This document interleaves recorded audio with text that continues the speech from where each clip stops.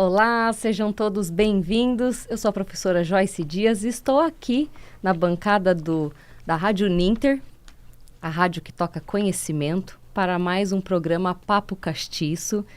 Então, de antemão, já gostaria de agradecer a presença de todos que estão aí conosco. Gostaria de agradecer a todos aqui da Rádio Ninter. Hoje o Arthur, que está aqui comigo, me acompanhando nos bastidores, né, para mais uma pauta super importante. Para você que chega pela primeira vez, o Papo Castiço acontece semanalmente, todas as quartas-feiras, às 10 da manhã. Então, estamos hoje novamente aqui para mais uma pauta super importante e não diferente dos dias anteriores, das quartas-feiras anteriores, com um convidado também muito especial. Para darmos início a esse Papo Castiço, eu convido, como sempre, vocês para uma reflexão. Vamos lá? De acordo com o último censo do IBGE, do ano de 2022, a população negra do Brasil cresceu 42%. A parcela de pessoas que se autodeclaram pretas passou de 14,5 milhões no censo de 2010 para 20,7 milhões em 2022. O número de brasileiros abaixo dos 30 anos é de 93,3 milhões. É certo dizer, então, que grande parte desses jovens são negros, e eles precisam ter boas referências pretas para eles se espelharem, pois isso é fundamental para auxiliá-los no processo de formação da sua identidade enquanto pessoas pretas. Por essa razão, é importante que exista um conjunto de políticas públicas voltadas para a juventude negra, nos quais mais diversos campos da nossa sociedade, tais como esporte, lazer, educação, trabalho e segurança pública, sejam abordados. Uma dessas ações é o Plano Juventude Negra Viva, que visa reduzir as vulnerabilidades sociais que afetam a juventude negra do Brasil, bem como o enfrentamento da violência causada pelo racismo estrutural. O plano possui 11 eixos de atuação e conta com mais de 250 ações estabelecidas com 11 ministérios. Nessa semana, no Papo Castiço, nós vamos falar sobre os jovens negros do Brasil. E para esse papo super interessante, o meu convidado de hoje é o advogado Valnei Francisco de França Filho, que é formado em Direito, é especialista em Direito Penal e Criminologia e também em Direito Antidiscriminatório. Além disso, é advogado antirracista e comunicador, influencer e palestrante. Atua no Movimento Negro do Paraná desde criança, também como palestrante em escolas, tanto da rede estadual quanto da rede privada. Faz formação e palestras para empresas interessadas em uma sociedade mais plural em que respeite os direitos humanos. É pesquisador nas áreas de relações raciais, segurança pública e gestão pública. Foi membro do Núcleo de Estudos Criminais da Universidade Federal do Paraná e também já trabalhou na Defensoria Pública do Estado do Paraná. Valnei, seja muito bem-vindo ao Papo Castiço de hoje. Muito obrigado. Licença para chegar, licença para quem está aí de casa, nos estudos, nos ouvindo. Para mim é uma honra estar aqui, aceitei de pronto o convite, porque é o nosso objetivo, cada vez ocupar mais espaços.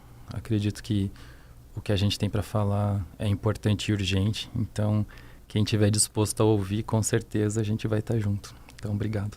A gente que agradece, né, pelo seu tempo, por estar aqui com a gente.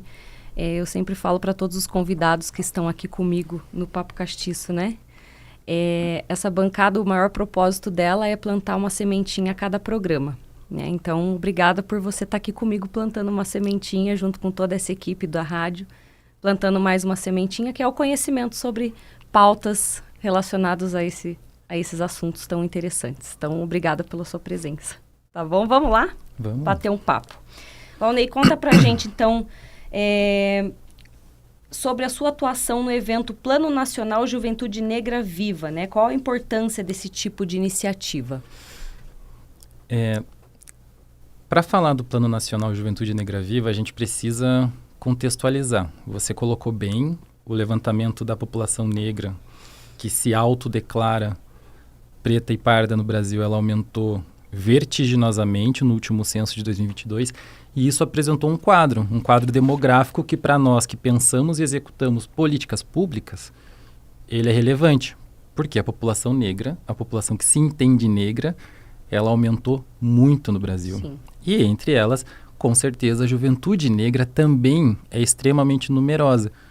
E para elas é preciso que haja políticas públicas eficazes, que compreendam essa realidade para poder possibilitá-las uma vida digna, possível e promissora. Porque quando a gente fala de vida digna, ainda mais para minorias, a gente está falando de sobreviver. Mas uma vida promissora e possível é algo a mais, é tornar essa vida de fato vivível. Então, que essas crianças e adolescentes tenham condições, por exemplo, de atingir o mercado de trabalho, que não seja aquele mercado de trabalho voltado historicamente para essa população que é historicamente marginalizada. Então, o Plano Nacional Juventude Negra Viva ele vai trazer diversas políticas públicas em diversos setores, então vai ter esporte e lazer, seguridade social, trabalho e renda, segurança pública, que aqui é o ponto em que eu posso falar um pouquinho mais, porque é a minha área de pesquisa e também a minha área de atuação. Mas o objetivo do Plano Nacional Juventude Negra Viva é justamente tornar esse país mais acolhedor para essa população, que é uma população que existe, que é uma população que se reconhece e aumentou se reconhecendo na última década, e isso é de extrema importância para você que é gestor público, porque você precisa lidar com essa realidade. As pessoas existem e elas têm demandas de atingir um mercado de trabalho, demanda de poder galgar um objetivo final, por exemplo, na academia, de se enxergar como pesquisador, que também é uma dificuldade. Ainda hoje, se você olhar as fotos de formandos na pós-graduação das universidades, você vai ver que existe uma discrepância, que existe uma questão racial posta ali. As pessoas negras não atingem, via de regra, esses lugares. E esse conjunto de políticas públicas é para tornar esse país um pouco mais vivível, para que elas sobrevivam, mas também que elas vivam e sejam promissoras naquilo que elas querem ser. Quer ser artista, quer ser sociólogo, quer ser advogado, médico, é possível. E através de políticas públicas que a gente vai tornar isso possível. E essa é a importância desse evento. A minha atuação no Plano Nacional Juventude Negra Viva, ela vem no sentido de tornar pública toda a movimentação do plano, porque é um plano que envolve diversos ministérios, é um plano que envolve diversas frentes de trabalho, mas precisa de uma rede de comunicação, da qual eu faço parte, para tornar essa movimentação do Estado mais visível, para levar, por exemplo, para a base, para aquela juventude que está na periferia, que muitas vezes não tem acesso, por N motivos, à comunicação institucional, que através da gente, dos comunicadores, dos pequenos e médios comunicadores, que ela tenha acesso a esse tipo de informação, que ela saiba, por exemplo, que nos próximos concursos o número de vagas para pessoas pretas e pardas vai aumentar, que vai aumentar as vagas nas universidades, que vai ter mais processos de políticas afirmativas para que elas atinjam os seus sonhos. Porque eu, como fruto das políticas afirmativas de promoção, de acesso à graduação, eu sei muito bem o que é, através da política pública, enxergar a minha realidade e o meu futuro para além da minha rua, para além do meu bairro. Eu nasci e cresci na Zona Sul de Curitiba e durante muitos anos eu achava que a minha realidade se restringia à Zona Sul de Curitiba, se restringia àquela realidade. Que a gente está falando dos anos 90, que eu já não sou tão jovem assim, mas uma realidade que era de pobreza, de violência social e de violência do Estado. Essa era a minha realidade durante muitos anos, praticamente metade da minha vida. Mas foi através das políticas públicas, políticas afirmativas, que eu consegui vislumbrar um futuro para mim. E é esse mesmo vislumbre que eu quero que as próximas gerações, que aqueles que vierem depois de nós, também enxerguem, também possam alcançar. Então essa é a minha função, tornar toda essa movimentação estatal mais palatável, mais acessível, para que essa comunidade que está lá na ponta, que é de fato quem vai sentir as políticas públicas, compreenda e saiba que a realidade dela vai além daquilo, vai além da ausência do Estado em determinados pontos da vida dela, vai além do excesso de Estado, por exemplo, na segurança pública, que a gente sabe como funciona nas quebradas por aí, como que o Estado age. Então, assim, existe algo além, existe um Estado propositivo para que você consiga enxergar, entender e galgar essa execução de políticas públicas de uma forma mais acessível. Porque esse é o nosso objetivo. Porque se não tá bom para todo mundo, não tá bom para ninguém. É isso. Muito bem. E a sua jornada na área de advocacia em si, como é que começou? O que te impulsionou? O que te trouxe aí para... principal motivo, digamos assim? A minha história com a advocacia, ela é um pouco de história de amor e perda, assim. Sabe aquele filme Som e Fúria? Que é uma animação nacional, que é maravilhoso, inclusive recomendo. Ele passa por ciclos, né? De vivências, assim, enfim, são várias encarnações. O filme tem muita...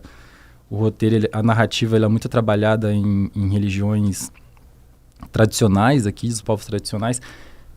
E ele trabalha muito isso de ciclos, assim, de ciclos de perda, e sempre foram perdas, porque é a história dos povos originários no Brasil, que sempre vai ser uma história de perda, enquanto a gente não enxergar de outra forma a nossa história. E para mim foi um pouco disso, porque quando eu estava na época de prestar o vestibular, eu queria fazer cênicas. E eu já fazia teatro, e eu fiquei o ano inteiro, nossa, eu quero fazer cênicas. Fiquei me preparando, porque no vestibular da FAP tem 2 fases, né? Que é aquela fase do vestibular normal e tem a fase do monólogo, que você tem que ir lá e apresentar um monólogo. Eu me preparei o ano inteiro para esse monólogo. Só que aí vem a parte do amor e perda, porque assim, eu tive uma conversa com meu pai, que foi uma conversa extremamente dura na época. E ele me botou uma visão assim que... Na época eu me revoltei, hoje eu compreendo as razões dele, mas mesmo assim eu continuo não concordando, né? Você aceitou, mas... Exato. Ele me desestimulou de uma forma um pouco talvez traumática a tentar artes cênicas, e eu me revoltei a tal ponto que naquele momento da minha vida eu decidi que eu não ia mais para a graduação. Por pura revolta mesmo. Só que daí aconteceu uma coisa pior na minha vida, que foi ter que servir o exército no trono. E daí a minha experiência lá não foi das melhores, assim, por N motivos, né? Por eu ser, talvez, um pouco questionador, por eu ter um certo problema com a autoridade, talvez, mas também por conta da minha própria formação política, assim. Porque eu cheguei lá, naquele ambiente, com uma leitura diferente sobre várias coisas. Inclusive, sobre o próprio exército, sobre a própria instituição. Porque eu sou neto de preso político, eu sou filho de perseguido político. Eu sou filho de ativista. A minha mãe, ela conheceu meu pai na época que ela militava pelas pastorais da Igreja Católica, na época da ditadura. O meu pai estava no movimento negro. Então, assim, eu já cheguei lá com esse background da minha vida. E foi uma experiência um tanto quanto ruim, assim, mas eu acho que foi mais ruim para eles do que para mim, porque eu não queria estar lá mesmo, e para eles acho que talvez tenha sido um pouco frustrante. Porque eu não me adaptei, né? E eles não conseguiram que eu me adaptasse, então eu acabei sendo dispensado de uma forma um pouco chata, assim, mas a minha vida seguiu. E quando eu saí, quando eu fui dispensado do exército, eu decidi que eu ia voltar a estudar. Então, eu comecei a trabalhar numa biblioteca, e com o dinheiro que eu ganhava na biblioteca, eu paguei o cursinho, e eu fiz o cursinho para fazer o Enem. Então, eu fiquei estudando, trabalhando, e assim, eu trabalhava 2 turnos, era tarde e noite, então eu tinha um horário para estudar ali na parte da manhã, e estudei, fiz o cursinho, fiz o Enem, tirei uma nota muito boa no Enem, tirei 1000 na redação. Isso é uma coisa que eu tenho muito orgulho, assim, e hoje eu dou palestra para os alunos nas escolas e eu adoro falar sobre isso. Eu falo, gente, leiam muito, leiam bem, porque é isso que vai mudar, sabe? Podem tirar tudo da gente, mas aquilo que você aprendeu é impossível tirar, né? E fiz o Enem, passei e decidi pegar a bolsa, e eu peguei a bolsa. E foi quando eu ingressei na Unicuritiba, em 2012. E a partir daí é a história. E foi assim que eu fui para o direito. E dentro do direito, na faculdade, eu comecei a ir para os estudos de criminologia, para os estudos de Estado e controle, política pública, gestão. Foi aí que eu me aproximei. Tive uma experiência muito boa durante a graduação por conta do meu estágio na Defensoria Pública, que foi praticamente a minha incubadora, tanto ideológica, do ponto de vista de enxergar o direito e da função do direito como promovedor de direitos, e atender aquela massa, porque na época que eu estagiei na Defensoria, eu não sei como está hoje, mas a gente atendia mais de 3.000 pessoas por dia. E ter essa lógica, por exemplo, de que existe uma função, não só constitucional, mas uma função social do papel das defensorias públicas na promoção do acesso à justiça, num órgão que atende 3.000 pessoas por dia e que não tinha defensor para todo mundo. E eu acredito que hoje ainda existe um déficit de defensores, eu espero que haja mais concursos aí, porque existe, não tem como, Paraná é gigante. E isso, assim, 3.000 em Curitiba, imagine no interior como que é. Sim.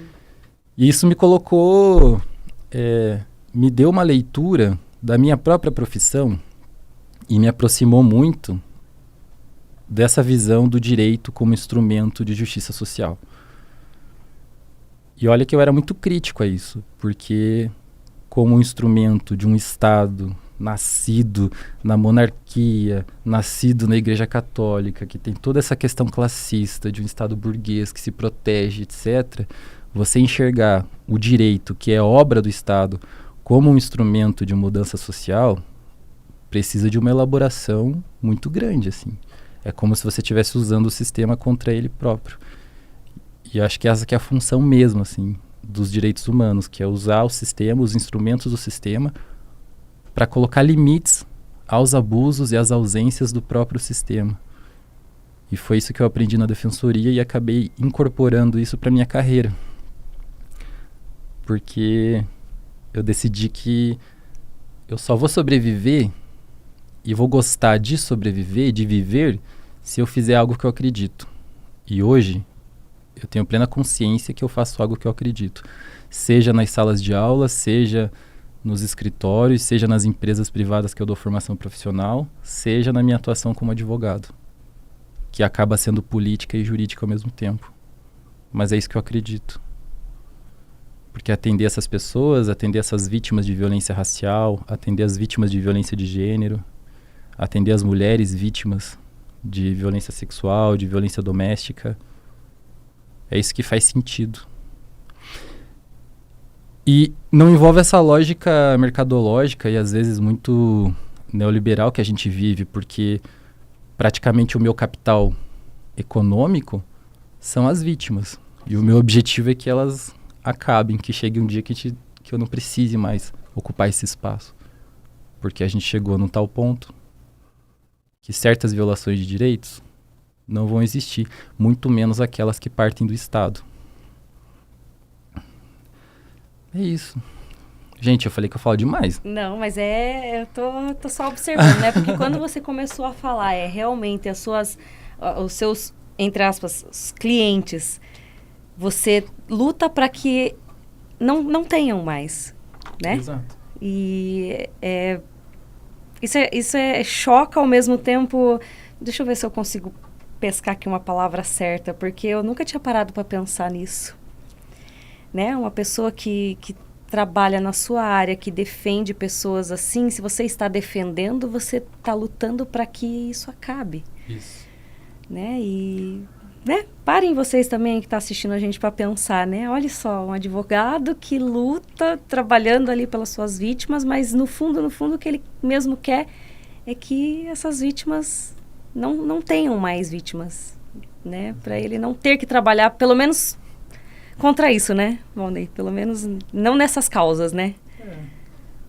Acho que todo mundo gostaria, por exemplo, de levar a vida de uma forma mais leve. Eu acho que a minha vida seria muito mais leve hoje se eu estivesse, por exemplo, atuando com elaboração de contratos, atuando no contencioso. Uma área talvez não tão... Mas eu acho que isso te toca pessoalmente. Toca, porque envolve algo que está dentro de mim, algo ideológico, mais ideológico do que mercadológico. E isso gera várias coisas, gera angústia, gera sofrimento mental, eu tomo meus medicamentos, eu faço tratamento psiquiátrico, eu faço terapia semanal. E é isso, de vez em quando eu tenho que dar um salve na minha analista lá, porque eu não aguento. Quem Exato. Não? Exato. Quem não, que dê um salve aí pra gente, que a gente vai perguntar o que anda fazendo. Uma perspectiva que eu gosto de colocar do cliente, né? Assim, usar o instrumento do Estado contra o próprio Estado. Então, a minha matéria-prima acaba não sendo o sofrimento das pessoas. A minha matéria-prima é justamente os desmandos do Estado. Por conta da minha atuação, porque eu trabalho também com a elaboração de políticas públicas. Então, além de fazer esse trabalho de resistência, atuando na defesa das vítimas, atuando na defesa, por exemplo, das vítimas de violência policial, eu também estou lá enchendo o saco de deputado com projeto de lei para a gente tentar mudar a formação das polícias, porque esse é o objetivo. Uhum. Porque se não tiver uma mudança na formação das polícias, a gente vai ter que se acostumar com certas coisas, e certas coisas que já são talvez anacrônicas, nunca foram aceitáveis, mas hoje parece que elas estão fora do tempo. Certas contradições, né? A gente teve a situação do rapaz, filho do empresário lá, que estava com um Porsche e matou um motorista de aplicativo, e a polícia simplesmente deixou ele embora. O jovem negro não tem essa sorte quando encontra uma viatura policial. Sim. Então, assim, existe uma diferença de tratamento. E essa diferença de tratamento, ela está muito ligada às origens e às estruturas que mantêm as nossas instituições, porque não é só a polícia que faz isso. A gente fica escandalizado quando vê, por exemplo, uma procuradora interpelando uma criança vítima de estupro e tentando dissuadir aquela criança de realizar um direito dela, que é da interrupção da gestação, porque ela foi vítima de um estupro. É um direito constitucional dela, legal. E o Estado está ali. Por quê? Porque essa lógica, ela também é misógina, da estrutura, que é o que faz, por exemplo, uma policial mulher espancar uma mulher preta, que faz a pessoa simplesmente desumanizar uma criança de 12 anos vítima de violência, porque o Estado não acolhe essas pessoas. Ele não foi feito para acolher essas pessoas. Por mais que no discurso esteja lá, mas na prática não é assim que funciona. A gente teve, no começo de março, uma situação envolvendo 2 rapazes, o Roberto e o Vladimir. Foram vítimas fatais de violência policial aqui em Curitiba. E agora eu não sei que horas são. Daqui 10 minutos vai começar um protesto em frente ao GAECO das famílias dessas 2 pessoas que tinham uma história e que talvez tinham uma possibilidade, um horizonte, mas foi interrompido por um problema estrutural das instituições. E é isso que precisa acabar. E a gente luta para que isso acabe. Então acaba sendo um trabalho, né, uma atividade jurídica, mas também uma atividade política, porque eu preciso reclamar por essas vidas perdidas. Eu dei sorte. Eu tô com 31 anos hoje e eu sei que 31 anos, vindo de onde eu vim, eu superei várias estatísticas para estar ocupando esse espaço, para estar me comunicando. Coisas que os 2 que morreram no começo de março não tiveram a sorte. E esse é o maior problema, porque a realidade, o normal, são eles, não sou eu. Eu sou exceção. Assim como outros, né? Tá tendo o julgamento do Moro. Um dos advogados do Moro é um cara preto. Cássio. Pretão, estiloso. Eu não sei se ele é sócio já do Gustavo Guedes, mas ele ocupa o espaço de coordenação lá. E eu achei incrível vê-lo ocupando aquele espaço como advogado. Porque é raro ver. Ainda mais num julgamento desse, defendendo uma pessoa que, querendo ou não, é da elite política. E ele estava lá. E eu quero mais isso. Eu quero não ficar vislumbrado quando eu vejo uma pessoa preta ocupando o espaço daquele. Porque deveria já estar normalizado. A gente é muito mais da metade dessa população. Mas a ausência de oportunidades faz a gente ficar vislumbrado de ver algo que deveria ser o mínimo, né? Ou, pelo menos, normal, né?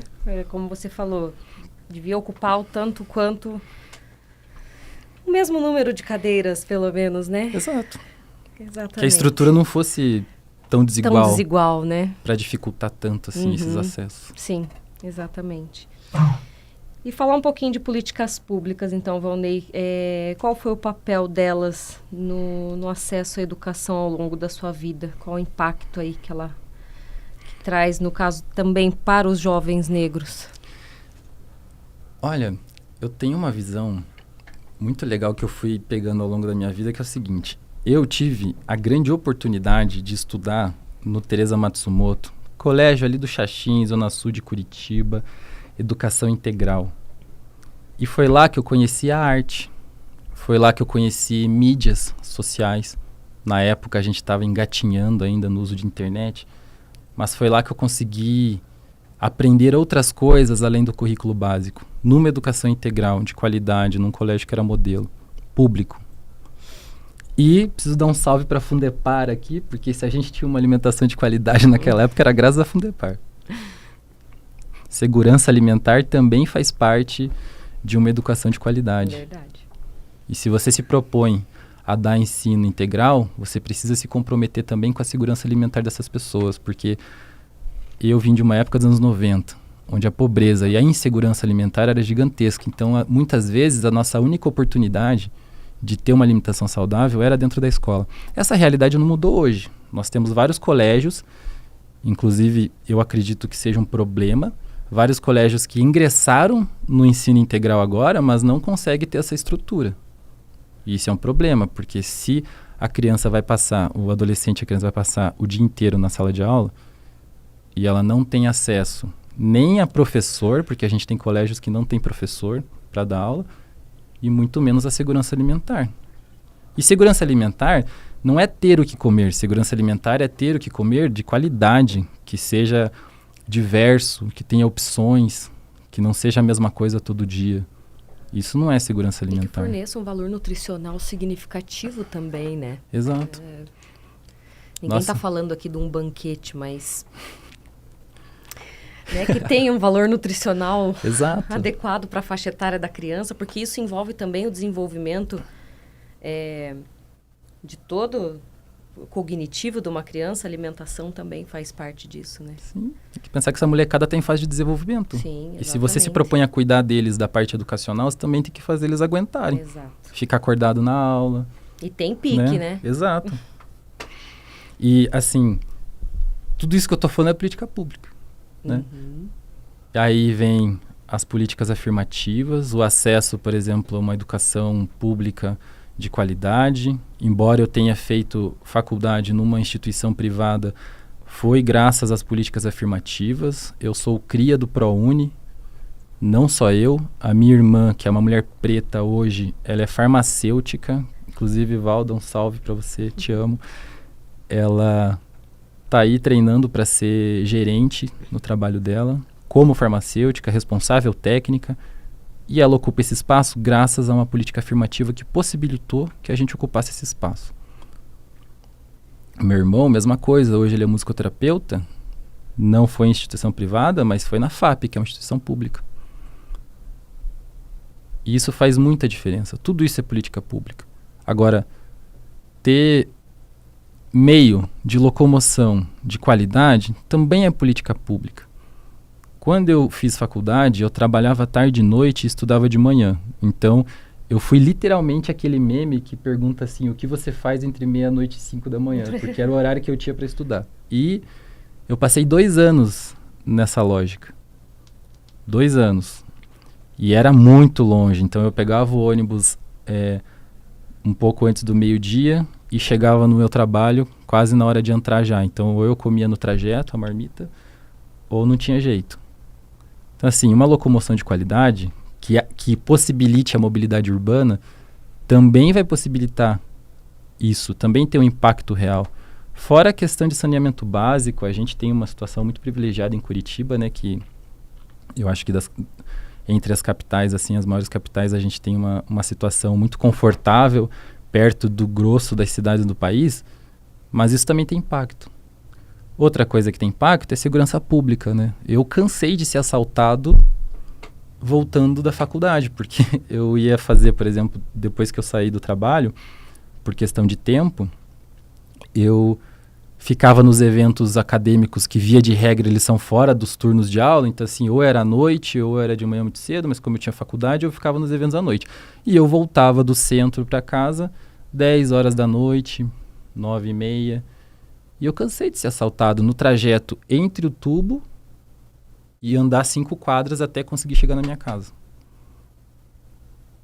E daí você fica pensando, pô, você como classe trabalhadora, que pena para comprar um celular. Eu tinha tudo para absorver uma lógica extremamente punitivista do ponto de vista de segurança pública. Eu acho que se não fosse o meu acesso à leitura e estudo, eu tinha me entregue, com certeza me entregue, a essa lógica do bandido bom é bandido morto e tal.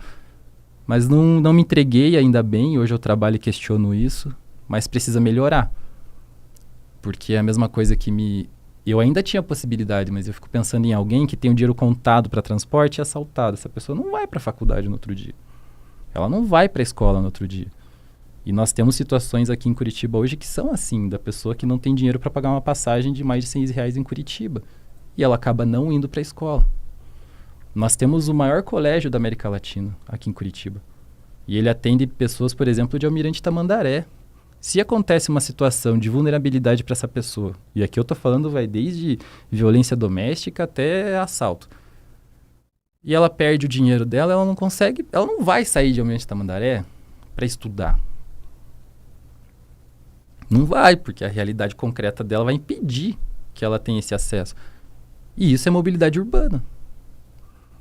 E essa é uma das coisas que a gente precisa refletir, por exemplo, com relação ao passe livre. Por que cogitar o passe livre é uma necessidade? Por conta disso, se você quer tornar a cidade mais possível, você precisa cogitar o passe livre. Precisa, é urgente. A gente está numa situação onde as coisas voltaram a mudar um pouquinho melhor para as classes mais baixas, mas mesmo assim existe uma situação de desigualdade tamanha. E essa situação de desigualdade acaba tornando a política pública mais inacessível. Então, mobilidade urbana, segurança alimentar, saneamento básico, políticas afirmativas de acesso à graduação, de acesso ao ensino público, gratuito, universal e de qualidade, tudo isso impactou na minha vida. Seja para o bem, seja para o mal, mas foi isso que me trouxe até aqui. Agora, sem elas, eu não faço ideia se eu ia estar vivo hoje. Então, essa é a importância das políticas públicas, não só para a minha vivência, para a vivência de todos que estão aqui nesse ambiente. Né? Eu não gosto muito de ficar naquele discurso do Rei Leão, que ele fala assim, tudo que você vê é seu, tudo que você toca é seu. Mas é isso, tudo que você vê e que você toca é fruto de uma política pública. Até aquilo mais privado ainda é fruto de uma política pública. Né? O seu direito a ter uma residência, o seu direito a ter uma propriedade ainda é fruto de uma política pública que permitiu que você tenha esse direito a ter uma propriedade. Está lá na lei dizendo que é uma política pública, que é executada tanto pelo judiciário, pelos cartórios, que te possibilita uma verbação para você ser proprietário de uma terra. Isso é política pública também. A gente precisa muito combater esse discurso demonizador de políticas públicas, porque elas têm impacto na nossa vida. E quanto mais você demoniza, mais você afasta a possibilidade delas serem positivas. E daí eu volto a falar da violência, porque é o meu principal ponto. Enquanto a gente demoniza a política pública e não se preocupa em lutar por elas, a gente vai ficar ainda com política pública, mas a gente vai ficar com o lado mais obscuro delas, com o lado mais sombrio. E querendo ou não mais fatal, que é de normalizar uma polícia violenta, misógina, racista e não mudar. E simplesmente me ver obrigado a me adaptar a essa realidade. Sendo que ela é dura. Eu acho que já passou da época, sabe? De achar que a gente tem que se adaptar à barbárie. Então tá na hora de questionar. E é por isso que na função como comunicadora é justamente tornar esse debate mais acessível para as pessoas. Compreender. Você pode ser um baita de um capitalista, você pode ser a favor de privatizações, você pode. Contanto que você enxergue isso num contexto social e que você não se desligue e não ignore todo o contexto e a conjuntura sócio-histórica onde isso está inserido, Tá tudo certo, você pode acreditar e defender o que você quiser. Agora, a gente não pode fechar o olho para a realidade, porque a realidade, ela continua batendo a porta. Por exemplo, a gente faz um trabalho na comunidade do Parolim. Toda vez que chove, as casas alagam e as pessoas têm que remover os seus móveis para não perdê-los. Essa é a realidade. Aí você vai se negar a enxergar essa realidade, que é extremamente dura para as pessoas, por conta de um discurso ideológico e político. Quem que é responsável por isso? Quem que é responsável por ter uma política de drenagem, uma política hidráulica séria? Não é a iniciativa privada. É quem faz política pública. A iniciativa privada ela pode até ser executora de política pública, depender do tipo de parceria. E está tudo certo também. Mas precisa acontecer. A gente não pode conviver com uma política hidráulica que simplesmente cai 2 pingos de chuva em Curitiba e toda uma comunidade fica embaixo da água. Sim. Porque enchente não traz só o desgosto de você ver seus móveis mofando e destruindo. Enchente traz doença. Muitas ainda por sinal, né? Então assim, imagine uma comunidade que você tem que ficar preocupado se você salva o seu filho. Aliás, você vai salvar seu filho e vai abrir mão de todo o resto. Tipo, em 2024, a gente enxergar que tem famílias que ainda têm esse tipo de dilema, tirar todas as crianças da casa e é isso. E fazer o quê? O resto, paciência. Daqui 1 ano a gente volta a construir isso. Até a próxima enchente, galera. Exato, até a próxima enchente. É muito aquela cena do filme... Nossa, eu sou muito de citar filme. Aquela cena do filme... Pra gente elucidar bem. Do Parasita, que ganhou o Oscar e tal, que é um baita de um filme, que acho que mostra muito essa questão de como a gente percebe a realidade da onde a gente está. E é isso que é importante, ter consciência do discurso, principalmente de onde vem esse discurso, e principalmente se esse discurso for seu. Que essa é a dificuldade das pessoas, né? Enxergar a origem do próprio discurso. Porque a dona da casa, que é uma ricaça lá e tal, ela tá falando no telefone e o motorista dela tá dirigindo. E ela fala no telefone e fica agradecendo como a chuva que aconteceu na noite anterior foi incrível. E a cena anterior a essa cena do carro é esse cara na casa dele, com a mesma chuva, embaixo d'água. Tentando sobreviver, ele e os filhos, e todo mundo destroçado. Tipo, é isso, é a mesma realidade, sendo percebida de formas diferentes. Dá para ignorar as suas particularidades? Não dá. E a gente que pensa em política pública, a gente não pode ignorar. Porque eu preciso me preocupar tanto com o bem-estar dessa mulher que está lá na casa de Granfino, mas eu também preciso me preocupar com essa pessoa que está com uma vida miserável.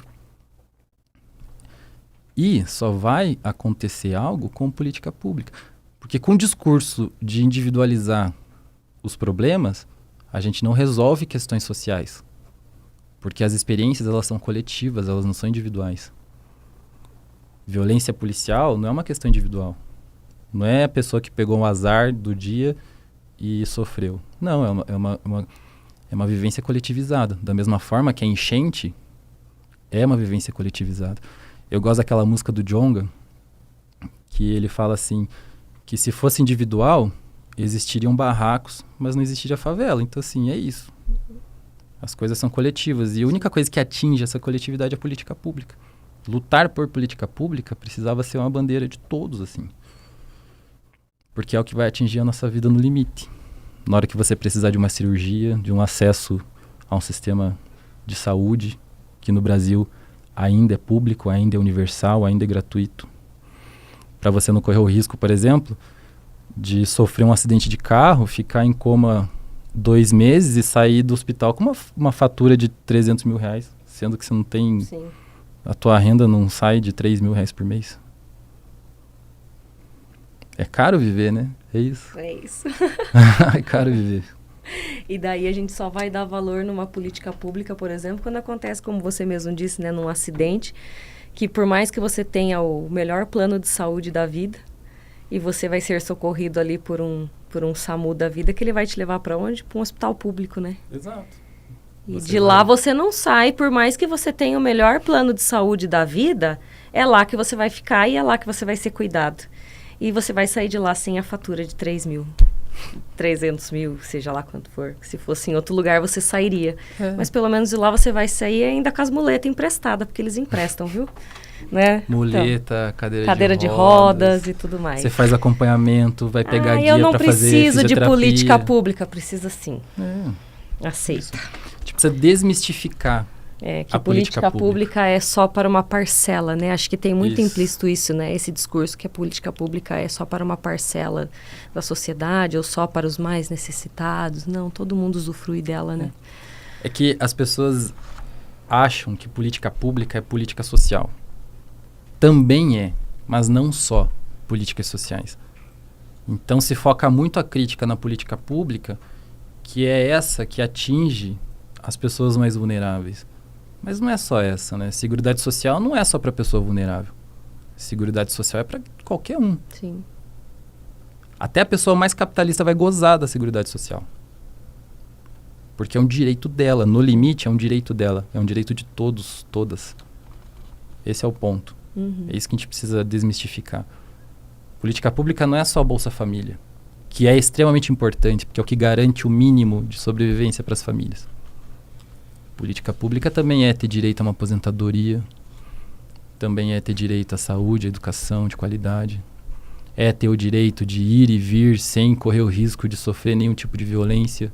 Isso também deveria ser política pública, e as pessoas acabam focando a crítica num ponto e esquecem do resto. A gente vive num país onde mais de 80% dos crimes de violência sexual contra crianças e adolescentes acontecem dentro de casa, por familiares, homens e amigos da família. Quem vai salvar essas crianças senão as políticas públicas, as redes de proteção, o CRAS, o conselheiro tutelar, que deveria ser alguém compromissado com a segurança dessas crianças, o Ministério Público de qualidade, com pessoas especializadas para fazer o depoimento sem dano, porque é dificílimo você arrancar qualquer tipo de informação de uma criança vítima de violência. Imagina. Quem vai fazer isso? E a gente não pode aceitar que ente público revitimize essa criança. Isso também é política pública, garantir a dignidade dela. Esses tempos eu fui fazer um depoimento sem dano lá no Nucria. A gente não faz parte, né? Você não fica presente lá, é só a equipe. E assim, isso é política pública. E que bom que nós temos uma estrutura para fazer isso hoje. Agora, política pública também é comunicação. Também é aumentar o nível de conhecimento dessas famílias, dessas vítimas, de que elas têm direito, elas podem falar, elas podem denunciar. A gente teve um aumento estatístico nos casos de violência contra a mulher por uma questão óbvia no último ano. E não é porque aumentaram os casos, é porque as pessoas voltaram a denunciar, porque quanto mais... esse é um país que é extremamente machista e misógino, é um país que violenta mulheres a cada 4 minutos. E essa é a realidade. E a gente tem uma subnotificação, para quem não sabe o que é subnotificação, é a seguinte: numa lógica de 20 mil boletins, aqui vamos pegar o Paraná, que por dia, eu acho que aqui no Paraná a gente tem por dia 300 boletins de violência doméstica. É ridículo, de violência contra a mulher. É horrível, é um dado ridículo. Agora, a subnotificação, ela traz um dado de que somente 30% em média dos casos são levados às autoridades. Ou seja, a gente tem um campo muito maior de violências que ocorrem, mas elas não chegam nos órgãos de proteção do que aquilo que é notificado. E por que não chegam? Por vários motivos. Não chegam porque as vítimas são desestimuladas por questão de controle físico, controle financeiro. Lembrando, né, que a maioria das violências ocorrem dentro do lar, por familiar, pelo pai, por tio, amigo da família. Por desestímulo do próprio sistema. Esses tempos a gente pediu para trocar o delegado, e aqui eu não tenho problema nenhum em falar, entendeu? Mas a gente pediu para trocar o delegado lá de Fazenda Rio Grande, porque as vítimas de um sujeito lá, que inclusive foi para televisão, elas foram lá para fazer o boletim de ocorrência, o cara simplesmente me bota a arma na mesa, elas estavam sozinhas, sem representação, e começa a questionar a vítima por que ela demorou tanto para fazer o boletim de ocorrência. Isso é o Estado revitimizando a vítima. Então, assim, beleza, depois trocaram, porque acho que a SI tem que fazer as coisas rápido, mas precisou da imprensa para trocar. E daí agora foi uma delegada lá e o atendimento é outro. E precisa ser outro. Essas vítimas precisam de acolhimento. Uma coisa, por exemplo, a gente não tem delegacia da mulher em todas as cidades da região metropolitana. E elas também não podem ser atendidas na delegacia da mulher aqui, que é o nosso, entre aspas, exemplo, né? Que tem toda uma equipe multidisciplinar lá e tal. Aí você chega no interior, é isso. Quem em sã consciência vai na delegacia para correr esse tipo de intimidação? As mulheres não vão. Não vão. E se você não faz um projeto, uma campanha de comunicação de massa sobre a importância de denunciar, porque isso também tem impacto. Falar que é errado é bom, mas falar que você pode denunciar é melhor ainda. Porque, infelizmente, não tem como a gente evitar que as coisas aconteçam hoje. Mas a gente pode dar uma resposta. E a responsabilidade da resposta é do Estado. Então, essa mulher, essa criança, os pais dessa criança, eles precisam ter conhecimento e, principalmente, ser fortalecidos para realizar a denúncia. Porque existe um desestímulo social. As pessoas culpam a vítima, via de regra, pela violência que ela sofre. E ela tem o direito de denunciar, ela tem o direito de ser acolhida, ela tem o direito de falar com uma assistente social, com uma psicóloga, com uma delegada, que entenda ela, que não fique julgando por que ela demorou tanto tempo para fazer o boletim. Que simplesmente ouça, porque deveria ser um espaço de acolhimento e de escuta, e não de julgamento da vítima. E infelizmente a gente vive num sistema que tem dificuldade, muita dificuldade. Eu peguei o caso de uma mulher trans que foi expulsa de um banheiro de um mercado aqui de Curitiba. Os policiais simplesmente ignoraram a vontade dela de fazer um boletim. Né? A gente chegou na delegacia e falou, mas como assim ignorar o direito? Ignoram, porque eles não têm preparo. Eu acho que essa crítica aqui eu faço abertamente, inclusive. Eu dou formação pro pessoal, pros oficiais da PM, mas assim, eles não têm preparo para acolher vítimas de violência contra minorias. Seja mulher, seja trans, seja LGBT, seja uma pessoa negra. Eles se cegam à realidade. Da mesma forma que uma pessoa que é vítima de violência racial, eles ignoram. Tipo, eles desestimulam a pessoa de fazer um boletim de ocorrência porque, sei lá, eles acham que no limite não tem. Talvez nem seja tudo isso. Como assim? Não é teu papel julgar. Você tem que acolher. Faz o boletim de ocorrência e depois a gente vê como é que é. Mas não tem, né? Não tem preparo, não tem formação, e a gente luta para isso. Porque o que precisa é formação. São servidores públicos no limite. Eles precisam...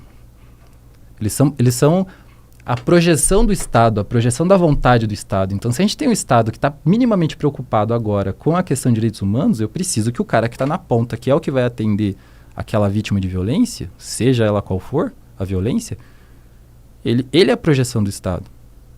Ele precisa ter essa capacitação, ele precisa ter essa formação, ele precisa ter esse preparo para atender essa vítima. E não para revitimizar essa vítima. Porque a gente está lidando com vidas, né? Vidas vulneráveis, isso que é o pior. Que é difícil. Torna mais delicado ainda, né? Valnei, você dá palestras em empresas, né?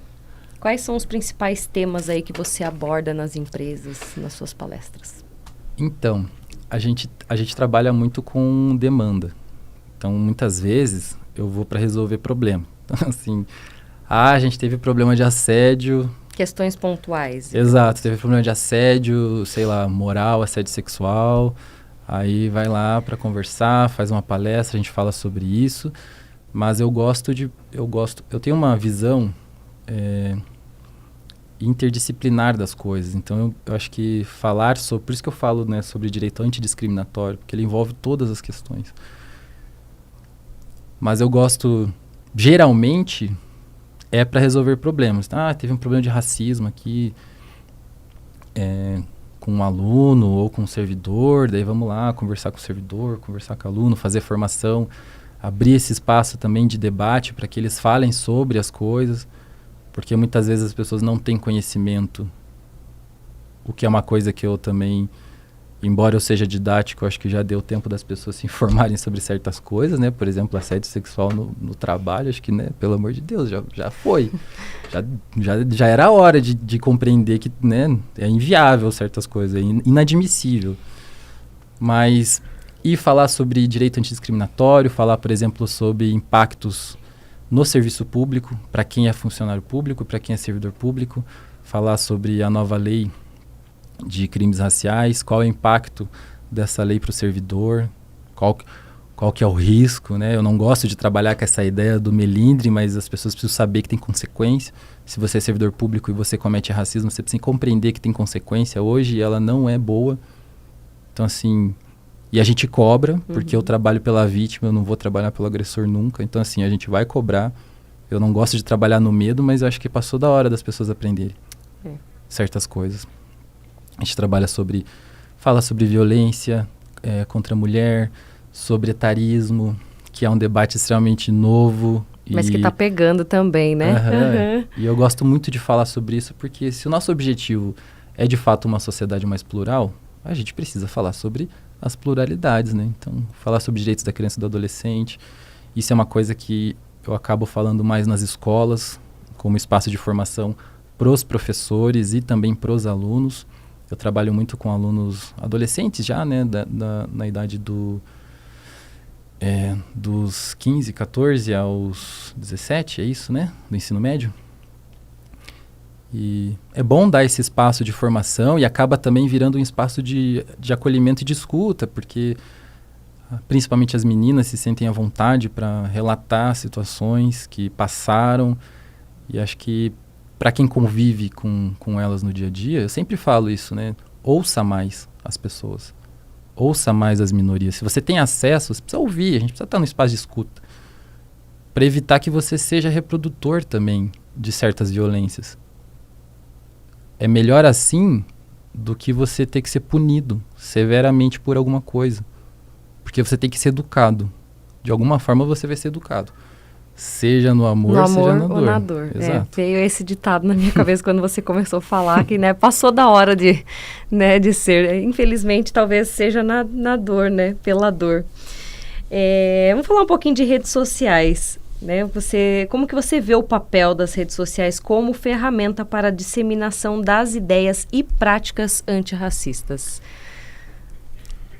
Esse é um assunto que eu não vou falar que eu tenho expertise hoje, mas como eu entrei nessa onda de criação de conteúdo digital, eu acabo estudando muito sobre isso e o papel das redes sociais e mecanismos de comunicação e tal. Mas, como eu trabalho com adolescentes, eu tenho muito contato com o submundo da internet. E eu sempre falo isso para eles. Porque, assim, na minha época, para você fazer uma pesquisa, você tinha que pegar a Barça. Porque não tinha acesso à internet, assim, geral. Então, assim, ou era a Barça ou você ia numa biblioteca. E hoje, se você quiser, você pode fazer uma visita 3D no Louvre. Você pode fazer uma visita 3D no Taj Mahal. Mas também, se você quiser entrar num vórtice de violações de direitos, com discurso neonazista, com conteúdo misógino, com violência explícita contra minorias, você também entra. Assim, com a mesma facilidade. Esse é o risco das redes sociais hoje. E o papel de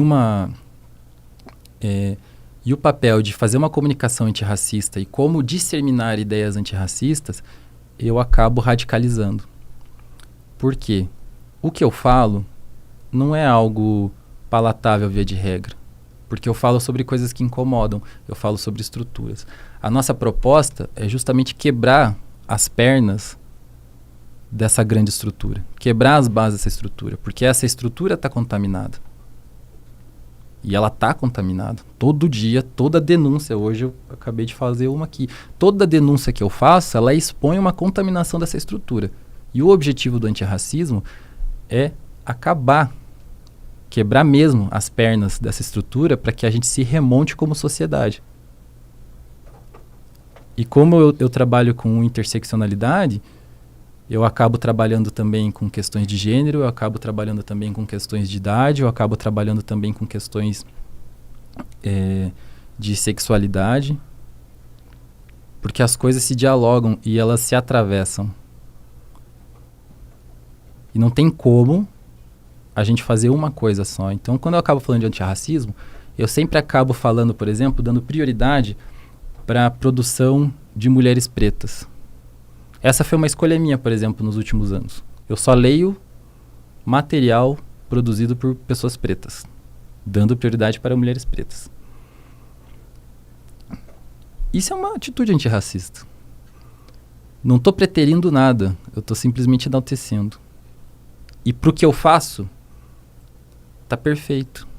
Para o que eu trabalho, para conhecer, porque também eu estou me construindo nesse momento, para me identificar, para me fortalecer como um homem negro e também para ajudar, porque eu sei que o meu público, eu falo sempre assim, o ouvido que fica mais prestando atenção quando eu estou dando palestra em escola é das mulheres. Então assim, eu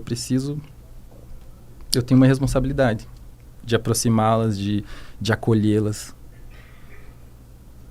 Eu tive ano passado num colégio aqui de Curitiba, e num determinado momento uma menina, ela acabou expondo assim, uma situação que ela viveu, que ela trabalha, imagine um adolescente de 15 anos que já trabalhava 2 anos num mercado, como caixa de supermercado, um velho, branco, enquanto ele estava passando as compras dele, ele pegou e passou a mão no cabelo dela. E ela se retraiu, e ele foi lá e colocou a mão incisivamente na nuca dela e puxou o cabelo dela e falou umas coisas sexuais para ela. E ela expôs isso para uma centena de alunos. Ela se sentiu segura. E eu preciso ter condições de bancar isso, porque eu abri esse espaço. Então eu preciso me educar também a fortalecer essa mulher. Para dar esse suporte. Exatamente. Porque a responsabilidade é da coletividade. Isso é uma coisa que eu sempre levo também para as palestras. E eu tento também fazer isso nas redes sociais. Mas eu preciso radicalizar o meu discurso. Porque ele não é ameno. E eu não posso amenizar esse discurso para as pessoas. E por isso que às vezes ele acaba sendo um pouco... as pessoas compreendem ele um pouco agressivo. Mas é que mexer na estrutura é agressivo. Você não mexe em uma estrutura com uma palavra amena, com uma atitude amena. Você precisa radicalizar para mexer na estrutura. Isso serve também, por exemplo, na questão das mulheres. A gente vive uma estrutura que é machista e que é misógina.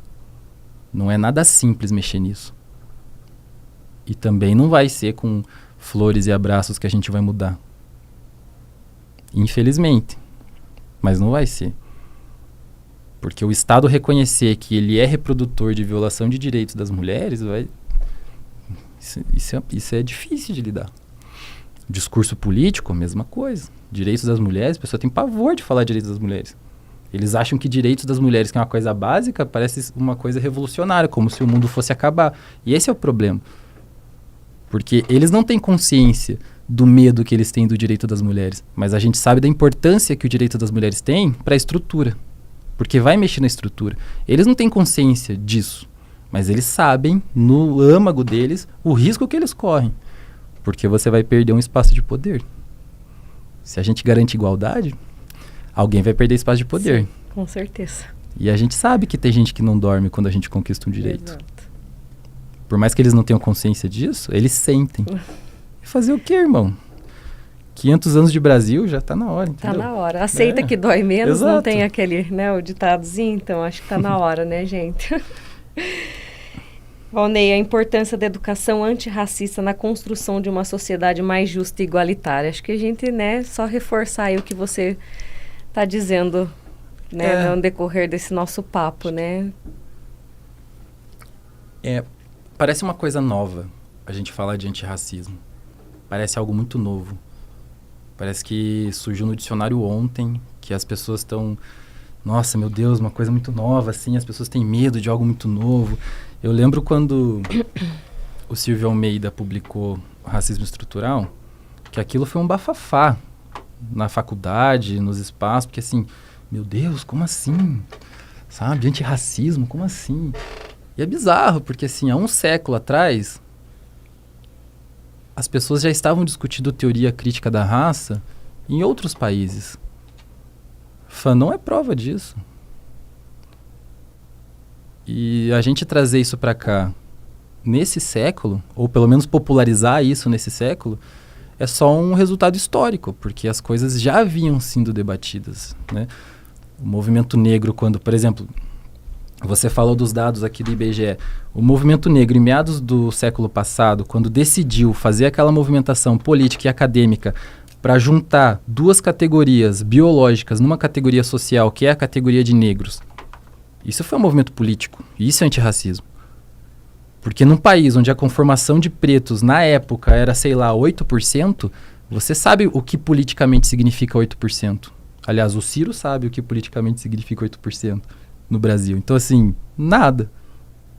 Agora, num país miscigenado, onde a maior parte da população é parda, vítima direta de um processo de miscigenação que foi violento, que foi brutal, que foi genocida, a gente precisa saber o que fazer. Porque hoje, quem é a maior parte dos corpos? Esses 2 corpos que eu falei aqui, vítima de violência policial, eles não são pretos, eles são pardos. Uma decisão política da gente se unir, isso é antirracismo. Entendeu? Há um século atrás já se discutia isso. Então, assim, agora, a nossa função e a minha função como comunicador é justamente tornar esse debate, que é resultado de um processo histórico, mais acessível. Porque a sociedade tem essa demanda. Ano passado eu fui dar formação para os oficiais da PM. As instituições também precisam e têm interesse nesse debate. Porque existe uma necessidade de que as coisas mudem. E a educação antirracista, eu gosto mais de trabalhar com adolescente, porque eu acho que eles são revolucionários em potencial, e como eles são extremamente inquietos, e assim, tudo é um caos, tudo é muito sentimento, eu acho que é uma possibilidade deles... O caos é mais, acho que é mais fervoroso nos adolescentes, acho que a gente provoca mais neles, né? Exato. Os adultos, talvez eles não tenham esse fermento todo para... E assim, eles têm os seus preconceitos e eles expõem esses preconceitos de uma forma mais fácil e dá pra gente trabalhar com isso. Os adultos, como eles já são um pouco conformados... Conformados, acho que essa é a palavra certa. É difícil, assim, certos tipos de compreensão. Pô, pensar, eu fui dar uma palestra num colégio ano passado que era um EJA, que é o EJA ali do passeio público. Eu acho que ali Tiradentes? Isso, Tiradentes. Incrível, pessoal. Só que assim, como é o EJA, tem várias realidades ali. Sim. E ainda o Ratinho fez o favor de juntar absolutamente todo mundo. Então, assim, tem Vai ter de 20 a 60.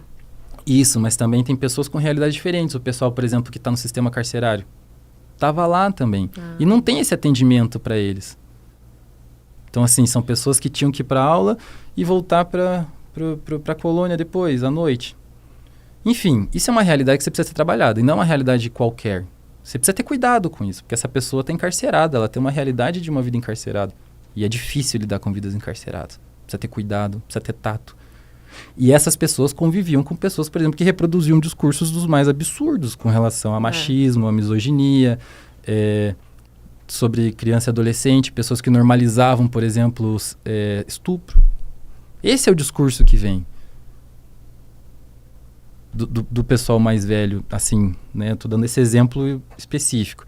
Mas essa visão conservadora das coisas, ela é muito comum das pessoas mais velhas. Agora, as pessoas mais jovens, elas acabam reproduzindo esse discurso, mas eu vejo um campo de diálogo muito mais possível, e é por isso que eu acho muito mais da hora lidar com o adolescente. E existe todo um confronto, né?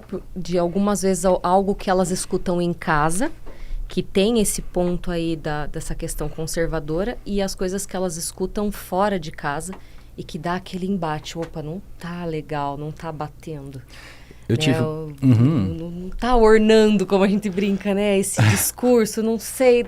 Aí eles começam a tomar, para que lado eu vou? Daí é onde acho que começa a formar aquela... É a opinião crítica, é aí onde começa o conhecimento. Eu acho maravilhoso essa parte ali. E fortalecer essa ideia de que eles são autônomos. Eles têm total liberdade para chegar no resultado que lhe aprouver. Só que esse resultado, ele precisa ser resultado de fato de um processo crítico. Exatamente. E isso eu coloco em todo o espaço de formação que eu faço. O meu objetivo não é que as pessoas concordem comigo. Porém, eu sou advogado. Para mim seria melhor e mais fácil se as pessoas concordassem. Porém, se a pessoa sair desse espaço questionando aquilo que ela já acredita, não que ela vá mudar de ideia, mas que ela fortaleça talvez essa ideia através de um pensamento crítico, para mim já valeu a pena. Ou até mesmo que venha contrapor algumas questões. Isso. Né, Valnei? Porque eu acho que o conhecimento vem disso também, né? Você contrapor algumas opiniões que você tem, opiniões próprias, ou até mesmo quando a gente brinca, vamos discutir. A discussão não vem do falar alto, do discussão.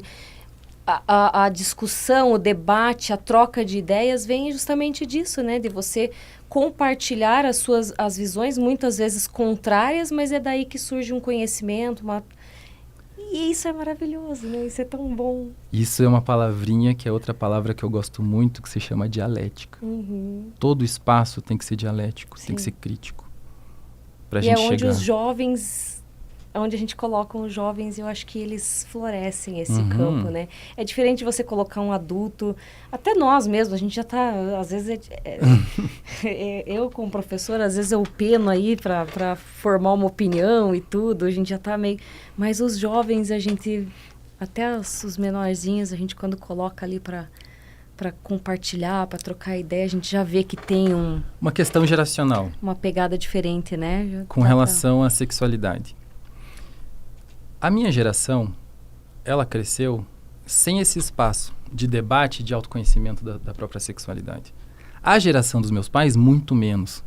Porém, a geração dos meus sobrinhos é um absurdo. Sim. Eles têm acesso, e não acesso, eles também têm mais condições de atingir esses debates do que nós. Eu, para levar esse debate, por exemplo, de direitos LGBTs para casa, foi um parto, assim, com meu pai. Porque ele tinha uma visão completamente homofóbica. Por conta da estrutura social que ele nasceu e etc. E é isso, né? E a questão não é nem chegar em casa e brigar com o seu pai. Não é. O problema não é do pai, não é, né? A gente não está querendo dizer que o problema é do pai, ou talvez da minha mãe, ou do pai de quem está nos assistindo. Não, são gerações que...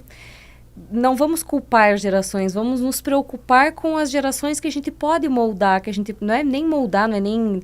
Enfim, mas que a gente pode trabalhar nessa questão de pensamento crítico, de, né, de trabalhar ali o comportamento, não o comportamento na questão de adestrar as pessoas, um comportamento no sentido, assim, de visão crítica, de olhar, de pensar, de raciocinar, de interpretar de forma diferente, né? Eu acho que é esse o ponto, né? A gente não quer uma sociedade livre, então a gente precisa de que as pessoas sejam livres também. Exatamente. E você calar a individualidade dessas pessoas, seja individualidade de gênero, de sexo, de credo, racial, ela não está sendo livre. Acho que parte daí, né, a questão de trabalhar o respeito, trabalhar a antidiscriminação. Só para fazer um disclaimer aqui, meu pai mudou muito, tá, gente? Mas, assim, foi um processo, assim, de debate, de diálogo, às vezes um pouco caloroso. Mas é isso, compreendendo de onde vêm os discursos. A gente precisa muito compreender de onde vem. Sim. Mas eu acho que muita gente da geração, acredito que dos nossos pais, anos, não precisamos falar idades, né, mas anos 80, 85 mais ali, acompanhando já essa geração de filhos e netos, já consegue ali dar uma pedaladinha um pouquinho mais rápido. Alguns, nem todos. Né? Vejo ali pela minha mãe, às vezes, quando acompanha algum assunto meu, das minhas amigas, ou às vezes até do meu pequeno ali, que fala um meme, alguma coisa. O que é isso? Me explica. A gente vai explicar que tudo é uma questão do quê? De comunicação. Que daí entra a questão da comunicação, redes sociais, e você aprende por meio de um meme, ou por meio de uma fala, de uma, né, seja de um youtuber, seja do... É tudo comunicação e tudo é válido, né? Claro, você separa ali o que é do teu interesse, o que não é, o que é válido para você enquanto pessoa, enquanto profissional e, né, assim por diante. E eu vejo, assim, que algumas coisinhas têm mudado, né? Mas a gente não vai forçar ninguém a mudar, não. Você vai, hoje você pensava assim, amanhã você vai pensar assado. Não é essa, mas é pelo menos o respeito, né? Eu acho que já é... algo que já mudaria bastante coisa. Tem uma coisa que me chama muita atenção quando eu vou nas escolas, e é uma coisa que a minha geração, a gente tinha acesso, as crianças, assim, eu falo criança, mas os adolescentes, né, com que eu lido, você vê no caderno deles, assim, você vê, por exemplo, eles desenhando as bandeiras do movimento LGBT, que algumas eu não faço a mínima ideia, por exemplo, movimento trans, movimento bi, etc. Cara, eles têm acesso a esse conhecimento. Seja pelo TikTok ou outras redes sociais, eles têm acesso. Para eles, esse debate está sendo muito menos pesado, exato, muito mais natural do que foi pra gente, assim. Sim. E esse é o meu foco, porque... É mais leve, né? Uma coisa mais fácil de ser entendida, Isso. né? E esse é meu foco, porque a minha prioridade vai ser sempre a proteção e a dignidade daquela criança, daquele adolescente.